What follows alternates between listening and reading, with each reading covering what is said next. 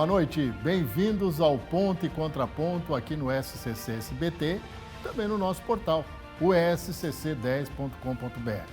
Nosso entrevistado de hoje, neste programa pré-natalino, é nada mais nada menos do que Mário Pinto da Mota Júnior. O Mário Mota, comunicador, jornalista, professor de educação física, deputado estadual, esqueci de alguma coisa? Circense, talvez, por nascimento. Claro, mas aí na origem. Mário e eu tivemos a honra de trabalharmos juntos. Eu tive a honra de trabalhar com ele, também, aprendi pode ter certeza. muito com ele. E isso mostra a grande figura que ele é, não só agora porque seja deputado, tenha outra posição na sociedade, que nós vamos deixar de reconhecer o grande profissional de comunicação que ele sempre foi. E que começou aqui em Santa Catarina a sua carreira no SCC. No SCC, na época, TV Planalto. TV Planalto de Lages, exatamente. Com muito prazer. E tive a honra de trabalhar também com vosso pai, querido Roberto Azevedo, que pode estar nos acompanhando também. Exatamente, lá em Ervaldo Oeste. Ervaldo Oeste. Prazer. Mário, a gente sabe do trabalho que tem um deputado e que às vezes a sociedade não vê. Mas você tem a primazia de ter uma vida profissional na comunicação que o leva, evidentemente, foi o grande ponto de prestígio para levá-lo ao parlamento. E eu gostaria que rapidamente tu dissesse qual foi a tua mudança de raciocínio do jornalista que passa a ser deputado e vê uma outra realidade. Olha, Roberto, antes de mais nada, muito obrigado pelo convite, a você, a toda a produção, a toda a área de jornalismo do SCC-SBT, que eu continuo acompanhando desde sempre, confesso a você, há uma memória afetiva muito grande, muito forte. E doutor Roberto, seus filhos, família, sabem disso e você também. O que me fez sempre ter muito respeito pelo SCC-SBT. Então, quando você me pergunta sobre isso, eu só posso te dizer o seguinte: o fato de ter, como jornalista, convivido com o meio político em Santa Catarina, pelo menos nos últimos 40 anos, quer mediando os debates eleitorais, principalmente os da época decisivos, uma vez que a televisão aberta era o ponto único de orientação que os eleitores tinham, muito mais, hoje nós temos o streaming, quer entrevistando basicamente todos os políticos desses 40 anos, nos bons e nos maus momentos. Eu te confesso que sempre prestei muita atenção nos argumentos dos políticos e buscava, posteriormente, fazer a relação entre o que eles diziam e o que eles faziam. Então, isso provavelmente tenha me ajudado muito a estabelecer uma linha de corte que deixou o jornalista relativamente afastado, mas que eventualmente vai até lá buscá-lo para compreender como agir frente, por exemplo, a uma pergunta como essa sua, que não tem alternativa. Você é obrigado a buscar exatamente toda a experiência que a vida lhe proporcionou. E eu tomo isso como um privilégio enorme, que tem me ajudado muito no raciocínio, no momento de responder uma indagação que é política, mas que não pode se afastar da verdade e do respeito. Eu não prometi praticamente nada aos eleitores que me deram 56.386 votos lá na última eleição. A única coisa que eu prometi, e as coisas mais importantes da vida não são coisas, né? Mas foi manter na linha política os mesmos valores e princípios que eu sempre tentei manter na minha vida pessoal e profissional até então. E não está sendo difícil, não. Basta ser o que a gente é e os valores e princípios que trazemos, você também, dos pais, da sua casa, que acaba formando exatamente o seu caráter e a sua personalidade. Mário, você trouxe para o parlamento uma visão muito interessante de buscar, lançar na sociedade o desafio de buscar que as pessoas lhe dessem prioridades e que estas prioridades, num chamamento público, virassem, em algum momento, uma emenda parlamentar. Qual foi a resposta da sociedade para isso? Roberto, o que me levou inicialmente a isso? Qual é a origem desse pensamento? Qual é a função de alguém eleito para o legislativo? Primeiro, legislar, evidente, produzir leis. E o meu entendimento de legislar não significa produzir uma lei por semana, uma lei por mês. É como se eu pedisse ao eleitor: não julgue o seu deputado o melhor ou o pior pelo número de leis que ele tenha provocado e que ele tenha aprovado. Porque quanto menor for o número de leis, mais a sociedade se mostra inteligente, se mostra ética, porque ética é justamente a obediência ao que não é obrigatório. Portanto, se todos nós fôssemos éticos, não haveria necessidade de nenhuma lei. Mas essa é a primeira função de um legislador, de alguém eleito para o legislativo.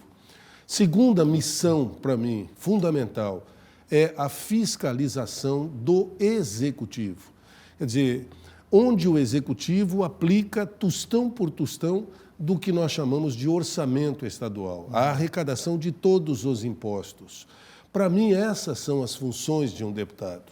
No momento em que se criaram as emendas parlamentares, ainda parlamentares, eu entendia claramente que os deputados apontariam para o executivo pontos importantes que talvez só eles conhecessem nas suas regiões de abrangência pela proximidade muito maior do que de um governador. O governador não consegue ver tudo nas regiões.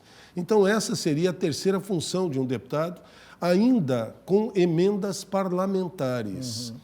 E, de repente, a utilização dessas emendas parlamentares pelo Executivo, elas começaram a ser utilizadas como um mecanismo de troca, de barganha. Se esse deputado é do meu partido, ele está indicando uma emenda parlamentar para um prefeito que é do meu partido, manda pagar. Não, o deputado é do meu partido, mas o prefeito não colaborou comigo, não paga. Quer dizer, aí os deputados se reuniram e acrescentaram uma palavrinha a emendas parlamentares, que é impositivas. Imposição, o governador não tem, eu estou falando aqui das emendas parlamentares dos deputados estaduais de Santa Catarina, por exemplo. Aí criaram a ideia de emenda impositiva. Impositiva é imposto ao governador, que no ano seguinte tem até dia 31 de dezembro para pagar todas as emendas que cada deputado acrescenta à lei. Por isso que chamam emendas. Elas são emendas na lei orçamentária do ano seguinte. Aí já começou a fugir daquilo que eu sempre entendi, função de um deputado. Um deputado existe para legislar e fiscalizar a aplicação do dinheiro público pelo executivo, que executa, executor do orçamento.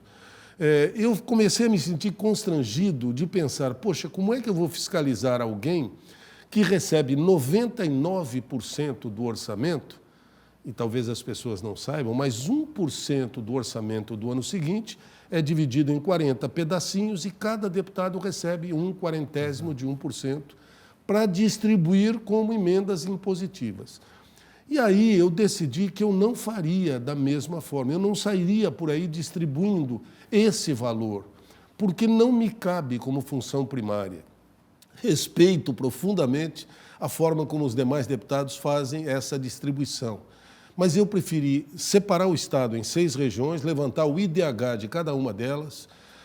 A região mais pobre foi a que recebeu, numa regrinha de 3 invertida, com o valor que nós temos no gabinete, o maior volume de recursos, e abrimos um edital válido para o Estado inteiro, quer dizer, com total transparência, equânime para entidades estaduais, prefeituras municipais e ONGs sem fins lucrativos apresentarem projetos que concorreram segundo os requisitos desse edital.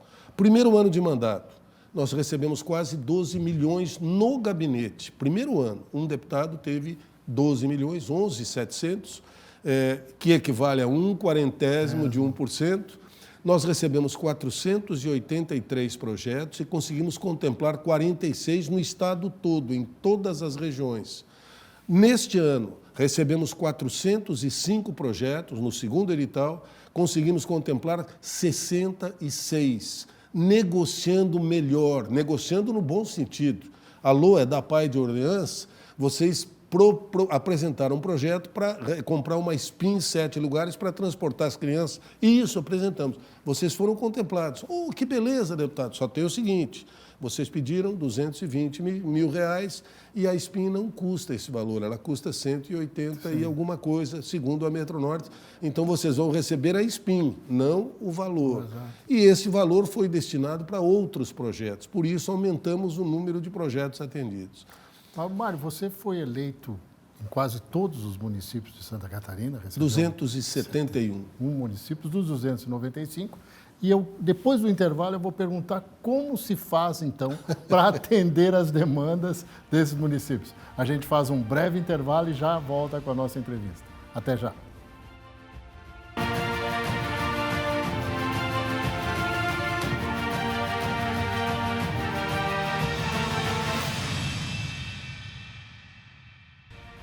Estamos de volta com Ponto e Contraponto aqui no SCC-SBT, hoje recebendo o deputado Mário Mota, do PSD.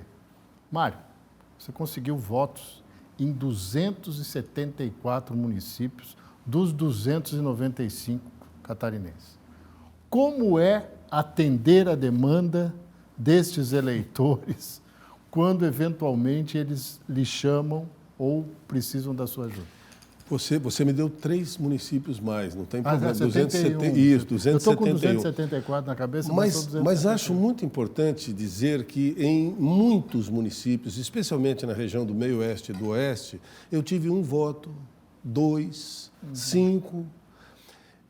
E eu sempre entendi, Roberto, que mais do que um deputado estadual, os nossos deputados deveriam ter uma consciência de serem deputados estadualizados. Exato. Por um motivo. E aí já respondo a sua pergunta. Se eu tive um único voto em São Miguel do Oeste, por exemplo, eu tenho a mesma responsabilidade que um deputado eleito com 10, 15 mil votos de lá. Uhum. Porque na hora que o projeto que ele apresenta e que eu sei que é da maior importância lá, se eu não pude conhecer, não é o meu caso, eu tenho um privilégio enorme. Eu conheço os 295 municípios, passei por eles várias vezes. Estávamos revivendo aqui um Jornal do Almoço que foi feito em São Miguel, curiosamente, há poucos instantes, em 1990. Mas eu sei que a maior parte dos deputados tem alguma dificuldade fora da sua região. Uhum. Mas a responsabilidade dele é a mesma de quem é da região. Claro. Porque o seu voto tem o mesmo valor e o mesmo peso na hora que o projeto vai para votação no plenário. Então, se você não tiver a responsabilidade de se preocupar em conhecer, em se aprofundar no projeto, já que você dificilmente vai conhecer todas as regiões ou municípios, você vai cometer injustiças, incoerências, e certamente poderá se transformar em alguém que não respeitou a necessidade de uma região. Uhum. Então, eu tenho feito isso com muito cuidado. Eu viajei bastante nesses 2 anos dentro do estado de Santa Catarina, além de algumas experiências fora do Brasil, que me pareceram fundamentais até para abrir a cabeça em relação a outros aspectos. Mas aqui, eu me sinto responsável por um único voto recebido em Bela Vista do Todo, em Irineópolis ou em...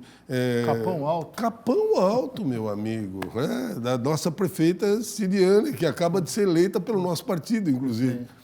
Então, a responsabilidade é muito grande.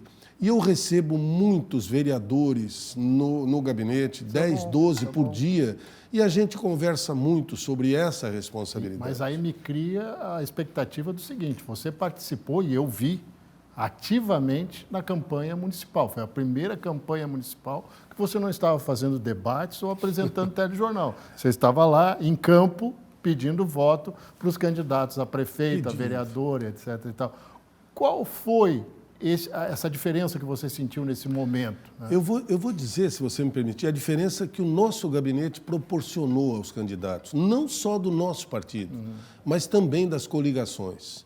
Nós montamos uma academia chamada Academia LIMPE. LIMPE é o acróstico, as primeiras letras de legalidade, impessoalidade, moralidade, publicidade e eficiência, que é o artigo 37 da Constituição Federal.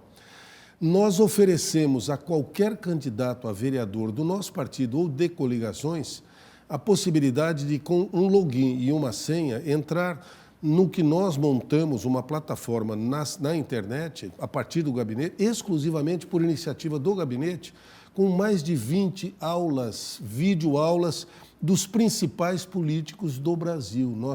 Nós tínhamos, por exemplo, um vídeo do juiz Marlon Reis, o criador do Ficha Limpa. Ele gravou para o Academia Limp, orientando os futuros candidatos como vocês devem se relacionar com essa lei, por exemplo, quando forem vereador. Vanessa Tobias, falando sobre a postura de alguém frente a uma câmera. O próprio Heron Giordani, presidente do nosso partido, e o presidente da Assembleia, Mauro de Nadal. O Mauro contou a sua experiência, e é do MDB. Ô, Mário, mas como? Meu Deus, democracia para mim é isso. O Mauro gravou com toda a aquiescência, contando a sua experiência como vereador e como prefeito de um pequeno município. Claro. E nós ofertamos isso.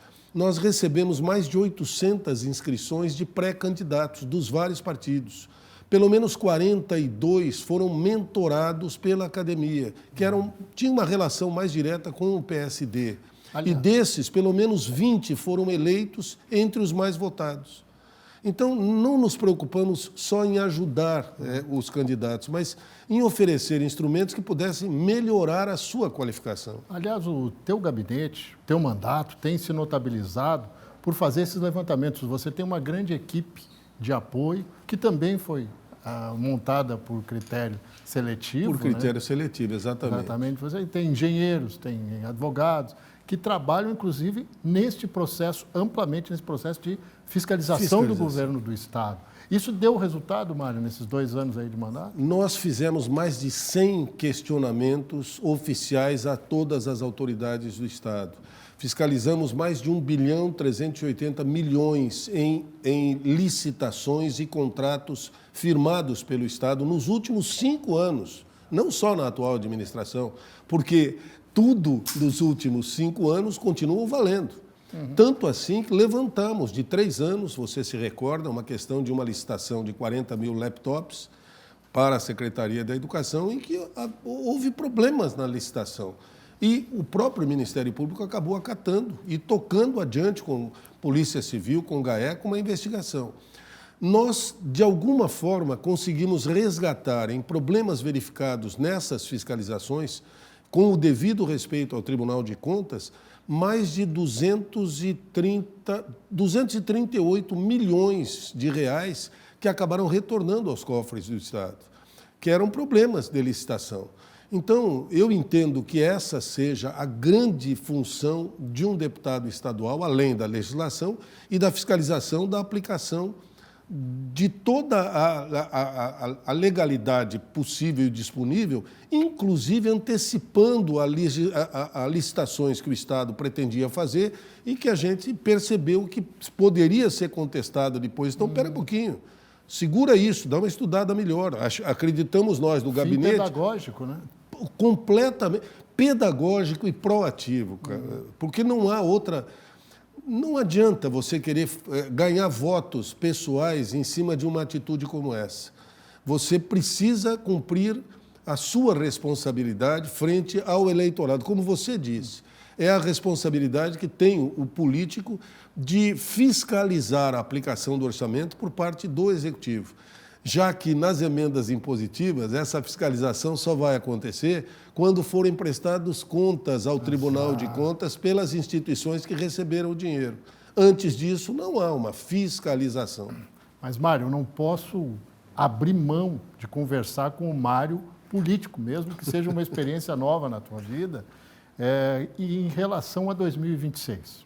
Conversando com o governador, esteve aqui no SCC durante a semana, fazendo um balanço da gestão dele, e ele mesmo tomou a palavra, deu uma de jornalista, disse, estão antecipando o palanque eleitoral, estão falando de 2026, faltam 2 anos, é muito longe ainda.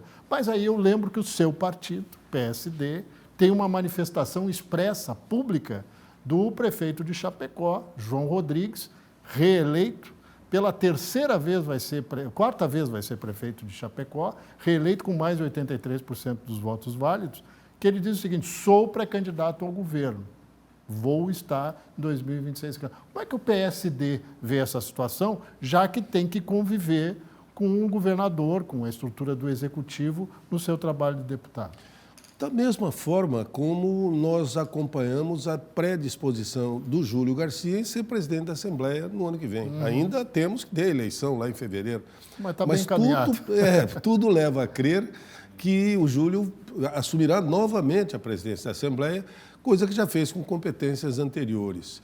Eu percebo que o PSD olha para o João com muito respeito e com muito carinho. O João foi uma figura muito importante nessas eleições. Sim, agora. 70% do tempo ele passou fazendo campanha para os demais percorreu candidatos. praticamente. Ele não fez a campanha para. E mesmo assim teve mais de 80%. Eu não sei se ele vai ser candidato ao governo efetivamente, mas o fato é que sem dúvida, dentro do PSD, uma figura importantíssima e muito bem encaminhada para qualquer cargo que queira concorrer em 2026. Rapidamente, o PSD trabalha com a possibilidade de fazer uma aliança com o Jorginho Melo? Eu acho que só o partido poderia te responder, eu te confesso. Nas reuniões em que eu tenho participado, há muito respeito para com o governador Jorginho Melo. Nós não somos da situação, mas a única bancada, eu, Napoleão e Júlio, que participou de todas as votações importantes nesses 2 anos, completa, foi a nossa. E a votação acontecia de acordo com os princípios de cada um. Muito obrigado, Mário. Um Feliz Natal para todos que estão acompanhando o programa. E a gente volta na semana que vem. Até lá!